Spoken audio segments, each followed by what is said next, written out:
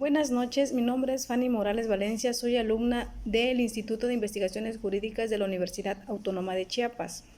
Mi asesor María Elisa García López, asesora de la materia Análisis de Tratados Internacionales. Hoy voy a hablar sobre mi producto final de la misma materia. Como primera pregunta, ¿qué es un tratado internacional o cómo lo podemos definir? Los tratados internacionales como los instrumentos que regulan los acuerdos que manifiestan la voluntad de partes mismas que pueden ser cualquiera de los objetos del derecho internacional público.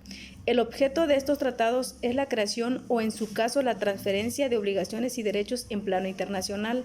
A estos instrumentos se les ha denominado de diversas formas: acuerdos, tratados, protocolos, convenciones, entre otras más. Y no hay diferencia en alguna respecto a su validez jurídica. Las diferencias se aplican en cuanto a la regulación de la materia de ese tratado. Un ejemplo puede ser la convención, la cual regula las reglas de aplicación general, o los protocolos que señalan las obligaciones y derechos de forma específica sobre un tratado firmado de manera previa de las partes. ¿Cuál es el principal instrumento jurídico de la materia? Se refiere a todo acuerdo, pacto, tratado, protocolo, convenio o convención suscrito, entre dos o más estados, sujetos de derecho internacional y que crea obligaciones jurídicas para firmantes.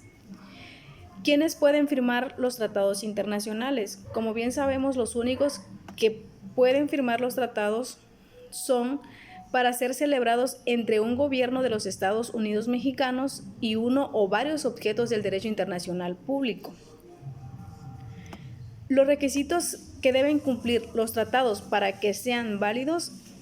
El proceso de la celebración de los tratados son la negociación, la redacción y la redacción del texto, la firma, la aprobación interna, que es el Senado de la República, en el consentimiento del Estado en vincularse y la entrada en vigor. También, como lo dice el artículo 2, fracción 1 del tratado, el convenio regido por el derecho internacional público, celebrado por escrito entre gobierno de los Estados Unidos mexicanos y uno o varios objetos del derecho internacional público, ya sea para su aplicación requiera o no la celebración de acuerdos en materias específicas, cualquiera que sea en su denominación, mediante el cual los Estados Unidos mexicanos asumen sus compromisos, como puede ser Ley sobre la celebración de tratados de 1992. ¿Cuáles son las formas de terminación de los tratados? Perdió su fuerza de obligatoria respecto a las partes, acceso de producir derechos y obligaciones de partes, los derechos y las obligaciones adquiridos se conservan. Esos derechos y obligaciones adquiridos desaparecen en caso de surgir otro tratado que los elimine o surja una nueva norma imperativa de derecho internacional. También la terminación de un tratado puede ser multilateral, se denomina un retiro cuando una de las partes, para las otras partes el tratado siguiente, o en algunos tratados multilaterales se establece un mínimo de participantes. Si no se cumple el requisito mínimo de participantes, se da por terminado el tratado. Pues obviamente no pueden haber nada más una persona, tienen que ser dos o más para que se pueda cumplir un tratado, como bien lo sabemos todos, ¿no? Y pues yo hice una reflexión final sobre la importancia de conocer acerca de los tratados internacionales. Los tratados internacionales regulan algunas materias que tienen un impacto directo en el derecho nacional, como es el comercio, derechos humanos, las relaciones contractuales en el medio ambiente, etc.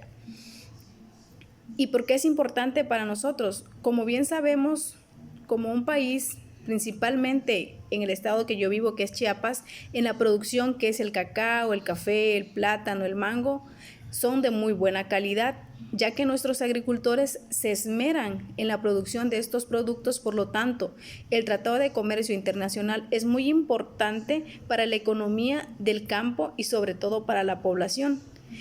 También otro tema que es muy importante y que también se da no solamente en Chiapas, sino en diferentes estados. Pero, por ejemplo, ahorita la producción del maíz en la actualidad está a muy bajo costo, o sea, a un agricultor se lo compran a un costo muy, muy bajo y nosotros en el mercado lo compramos un poco más caro. Entonces, yo creo que ahorita hay temas que se están viendo ahorita donde están haciendo como un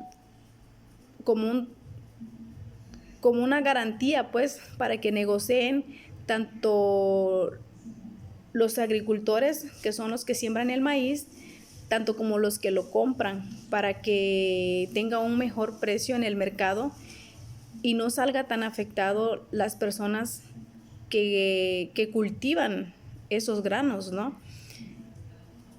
Eso sería todo de mi parte. Muchas gracias. Buenas noches.